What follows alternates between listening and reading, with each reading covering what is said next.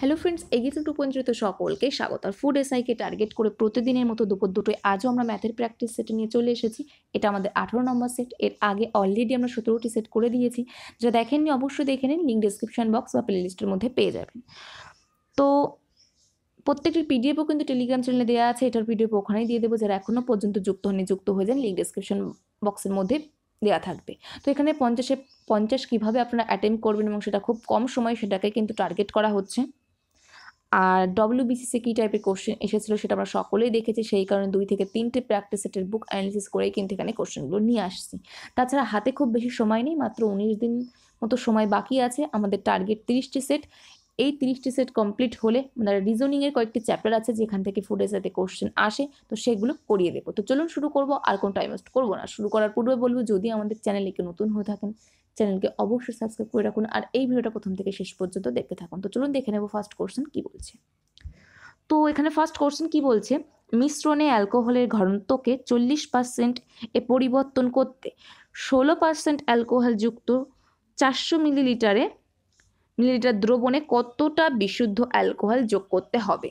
তো এখানে 400 millilitre alcohol যুক্ত একটি দ্রবণ আছে, যার মধ্যে অ্যালকোহল হচ্ছে 16% আর বাদ বাকিটা জল, অর্থাৎ টোটাল 100 ইউনিট যদি হয়, যেখানে 16 অ্যালকোহল আর বাকি 84% জল হয়ে যাবে।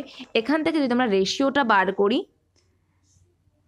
পার্সেন্টেজ ক্যান্সেল হবে, 4 দিয়ে কাটলে 4 আর এখানে 21, তাহলে এখান থেকে আমরা যেটা দেখতে পাচ্ছি 4:21।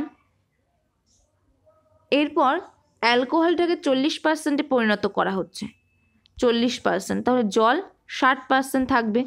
পার্সেন্টেজ ক্যান্সেল করছি, 0 0 ক্যান্সেল করছি, 2 দিয়ে কাটলে 2 আর 3, তাহলে এখানে আমরা যেটা পাচ্ছি 2:3 পাচ্ছি।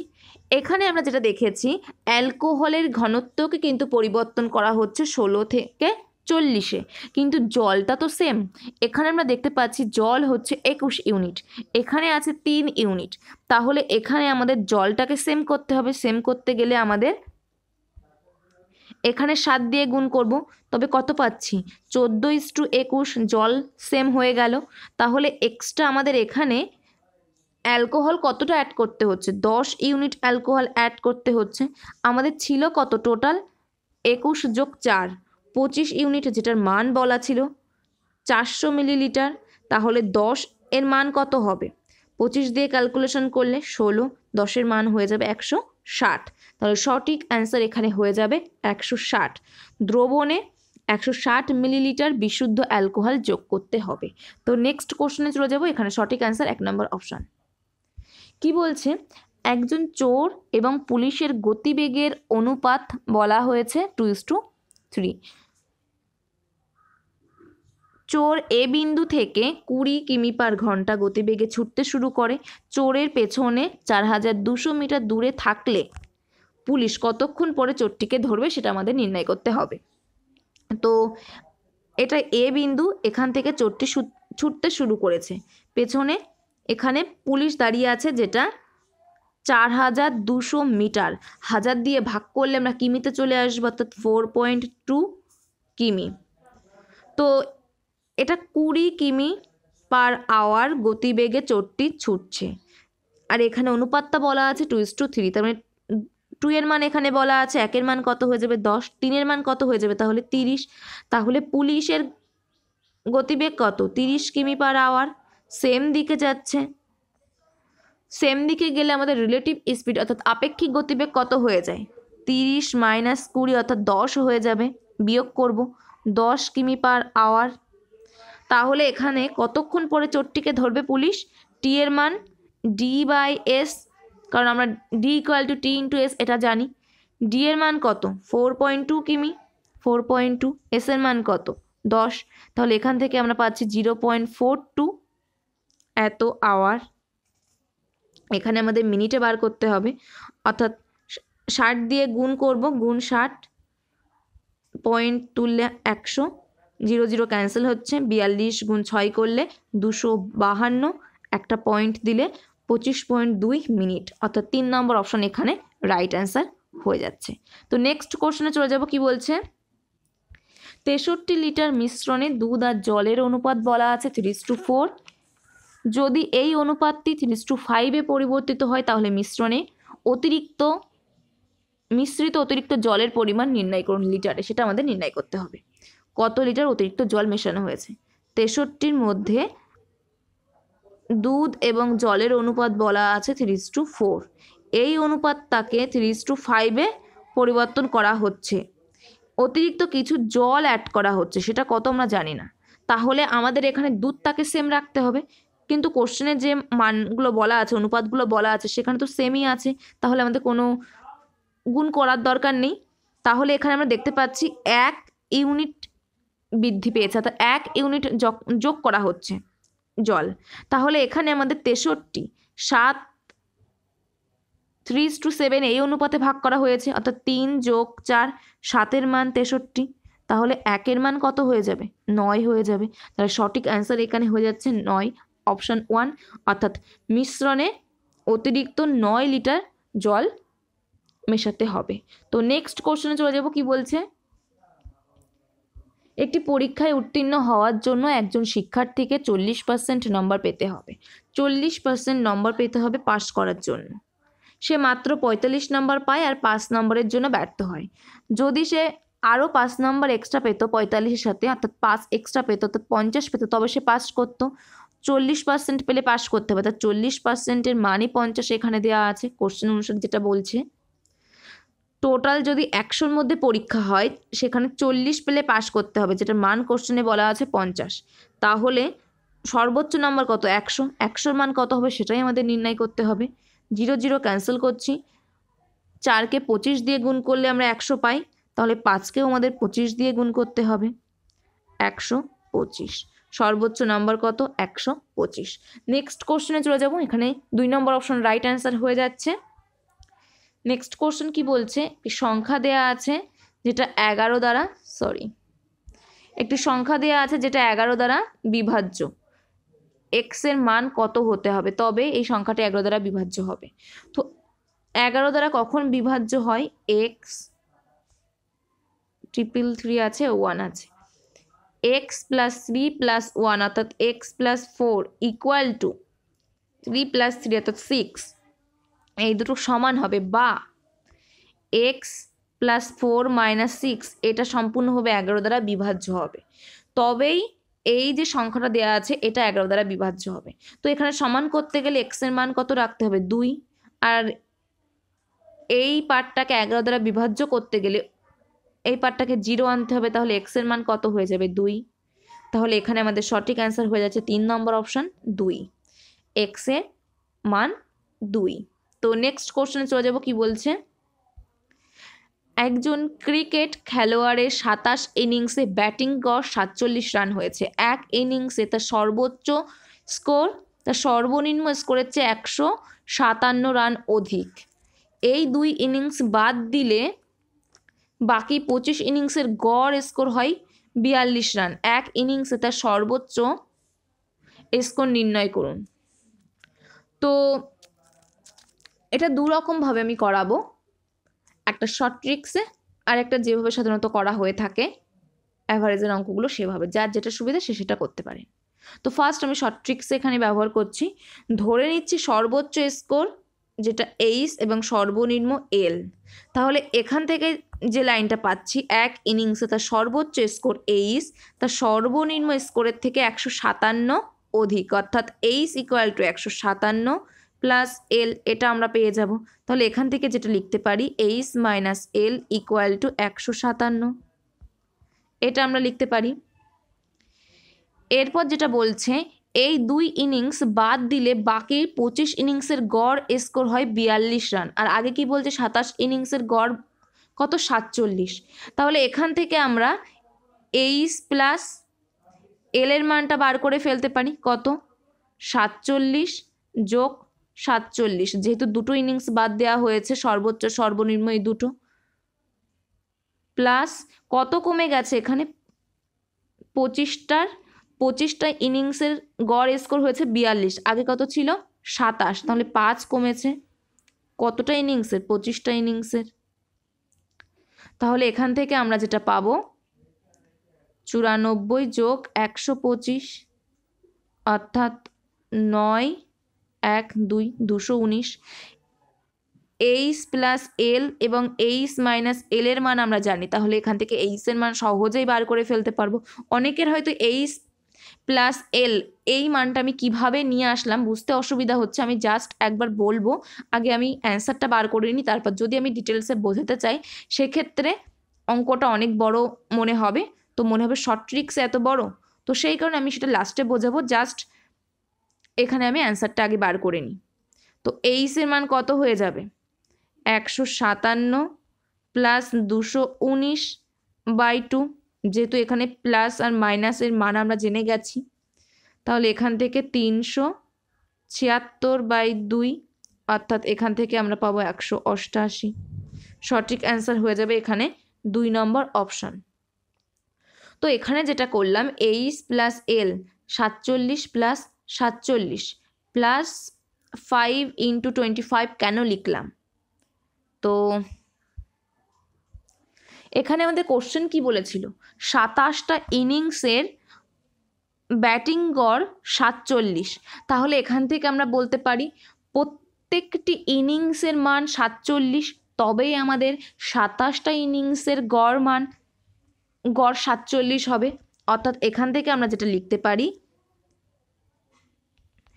এরকমভাবে 27টা ইনিংস প্রত্যেকটির মান 47,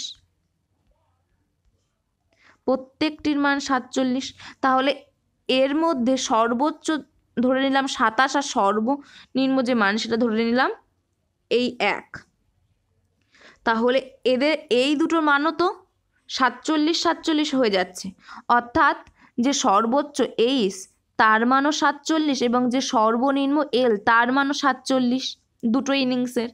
তো এখন 25টা ইনিংসের মান বলা হয়েছে কত 42, অর্থাৎ 1 থেকে শুরু করে 25 পর্যন্ত প্রত্যেকটা ইনিংসের মান 25টা ইনিংসের গড় মান বলা হয়েছে 42, প্রত্যেকটা ইনিংসের মান 42 হতে হবে, তবেই 25টা ইনিংসের মান 42 হবে।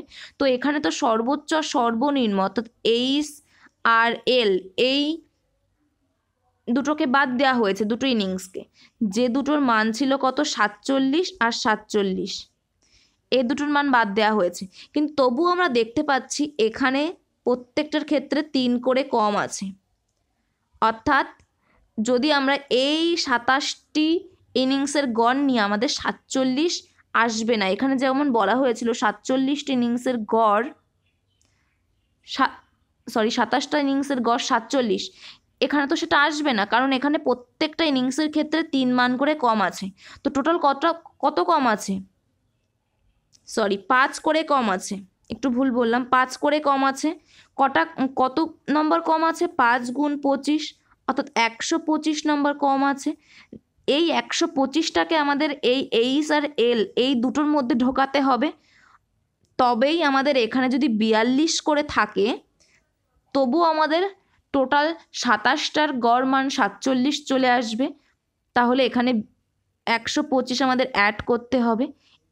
এই পার্টটুকু আমি একেবারে ক্যালকুলেশন করে লিখলাম 47 যোগ 47 প্লাস 125, সেটা কিভাবে আপনারা বুঝবেন এইভাবে কেন লিখলাম, এখানে কটা ইনিংস বাদ দিয়েছে, দুটো ইনিংস, প্রত্যেকটা ইনিংস এখানে বলা হয়েছে 27টা ইনিংসের গড় 47 রান, তাহলে প্রত্যেকটার এক একটা করে প্রত্যেকটার তো 47, তার মানে দুটো 47 47 বাদ দেওয়া হচ্ছে, কত এক্সট্রা কম পড়ছে এখানে 47 মাইনাস 42 5 কম পড়ছে, টোটাল কত কম পড়ছে গুণ 25 টোটাল বেরিয়ে গেল, এটাই আমরা এখানে সরাসরি করে দিয়েছি। তো এখানে যেটা বোঝালাম আশা করছি বোঝাতে পেরেছি আমি। তো এত কিছু ডিটেলসে বুঝে অঙ্ক করার তো এক্সাম হলে সময় নেই, যার জন্য আপনাদেরকে প্র্যাকটিস করতে হবে, আমাদেরকে প্র্যাকটিস করতে হবে, তবেই এটা সরাসরি লিখতে পারবো আমরা এখানে। তো এর আগেও আমি এই টাইপের অঙ্ক করিয়েছি, এটা একটু বড় ছিল যার জন্য বোঝাতে একটু টাইম লেগে গেল। তো এখানে আমাদের সঠিক অ্যান্সার হয়ে যাবে 188। তো যদি কারোর মনে হয় এটা শর্ট ট্রিক্সের বদলে আরও বড় হয়ে গেল, তবে তারা আরেকটি মেথড অ্যাপ্লাই করতে পারেন, যেটা সহজেই হয়ে যাবে। একটু গুণ করতে হবে বড় বড়, যেমন 47 গুণ 27। যেহেতু আমার আগে থেকে করা ছিল, আমি এখানে পরপর বসিয়ে দিচ্ছি, আপনাদের গুণ করতে একটু টাইম লাগবে। 1269 এবং 42 গুণ 25 কত পাচ্ছি? 1050।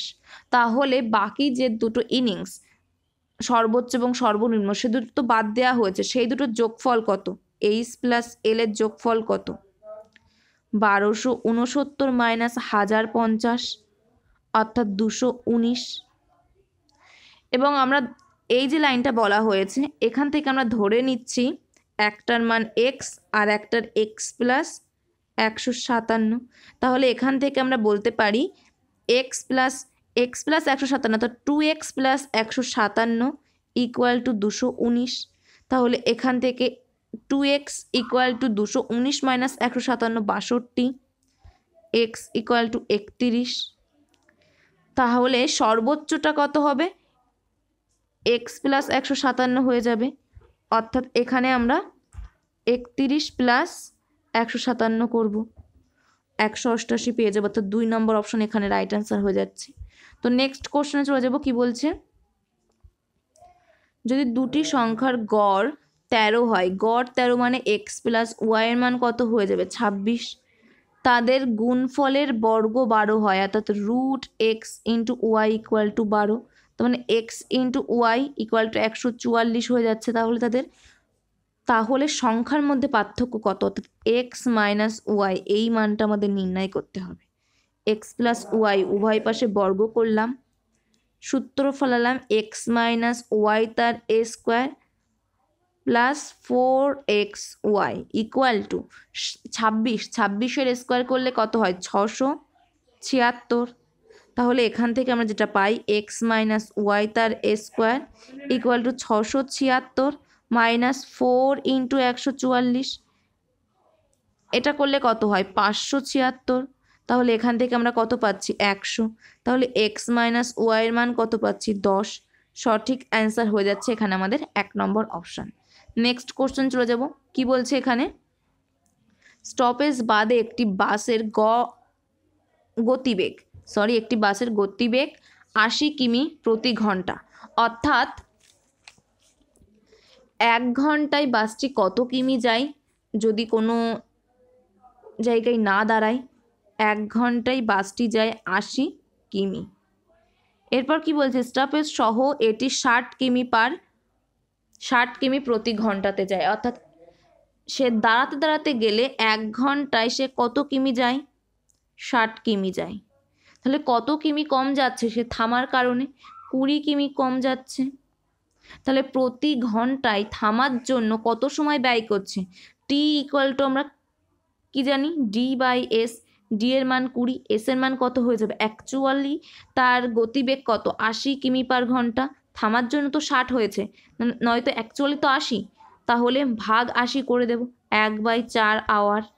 এত কিমি পার আওয়ার ছিল, 1/4 আওয়ার, যেটা আমাদের মিনিটে বলেছে, অর্থাৎ গুণ 60 করব, এত মিনিট হয়ে যাবে তখন। তার মানে এখানে আমাদের 15 মিনিট অ্যান্সার হচ্ছে। সঠিক অ্যান্সার তবে হয়ে যাবে 2 নম্বর অপশান। নেক্সট কোশ্চেনে চলে যাব। কি বলছে? একটি ক্রিকেট দলে 11 জন খেলোয়াড় এবং কোচের গড় বয়স 18। যদি কোচের বয়স গণনা না করা হয় তাহলে গড় বয়স 1 বছর কমে যায়। কোচের বয়স নির্ণয় করুন। কোচের বয়স কত হয়ে যাবে? 18 যোগ 1 গুণ 11 অর্থাৎ 29 বছর হয়ে যাবে। 3 নম্বর অপশন এখানে রাইট অ্যান্সার হয়ে যাবে। কেন করলাম এটা? 11 জনের বয়স, গড় বয়স বলেছে 18, প্রত্যেকের গড় বয়স 18 করে হলেই তবে 11 জনের গড় বয়স 18 হবে, যেটা একটু আগেই বোঝালাম আমি। এবং এখানে কি বলছে? কোচের বয়স যদি গণনা করা না হয়, অর্থাৎ যদি 10 জনের, এখানে 12 জন বলা ছিল, 11 জন খেলোয়াড় আর কোচ, তাহলে 11 জনের বয়স যদি গণনা করা হয় দেখা যাবে বয়স হয়ে যাবে 17। তাহলে 11 জনের প্রত্যেকের বয়স 17 করে হলেই তবে 11 জনের গড় বয়স 17 হবে। তাহলে লাস্ট কোচ ছিল 12 নম্বরে, তার বয়স তো 18, এবং এদিকে কতটা কম হচ্ছে? এক করে কম হচ্ছে, টোটাল 17 কম হচ্ছে। এই 17 এই কোচের বয়সে অ্যাড করতে হবে, তবেই আমরা 12 জনের গড় বয়স 18 পাবো। তাহলে কোচের বয়স কত হয়ে যাচ্ছে? 29। সঠিক অ্যান্সার হয়ে যাবে 29। তো জাস্ট এটুকুই করলেই কিন্তু আমাদের অ্যান্সার চলে আসছে। তো এই হচ্ছে আজকের কোশ্চেন, যেগুলো নিয়ে আলোচনা করলাম। আশা করছি বোঝাতে পেরেছি। যদি কারোর বুঝতে অসুবিধা থাকে, কনসেপ্ট কিন্তু বোঝানো আছে চ্যানেলের মধ্যে চ্যাপ্টার ধরে ধরে, তো আপনারা সেগুলো কিন্তু দেখতে পারেন। তো আরও যদি বুঝতে অসুবিধা হয় তো ভিডিওটা আরেকবার পজ করে প্রথম থেকে দেখুন। তো এখানেই শেষ করছি। নেক্সট ভিডিওতে আমাদের আবার দেখা হচ্ছে। যদি ভালো লাগে, কোনো রকম উপকার হয়ে থাকে, একটি লাইক করে দেবেন, বন্ধুদের মধ্যে একটু শেয়ার করে দেবেন, যাতে সকলের মধ্যে ছড়িয়ে পড়ে। তো নেক্সট ভিডিওতে আমাদের আবার দেখা হচ্ছে। Thank you, good by.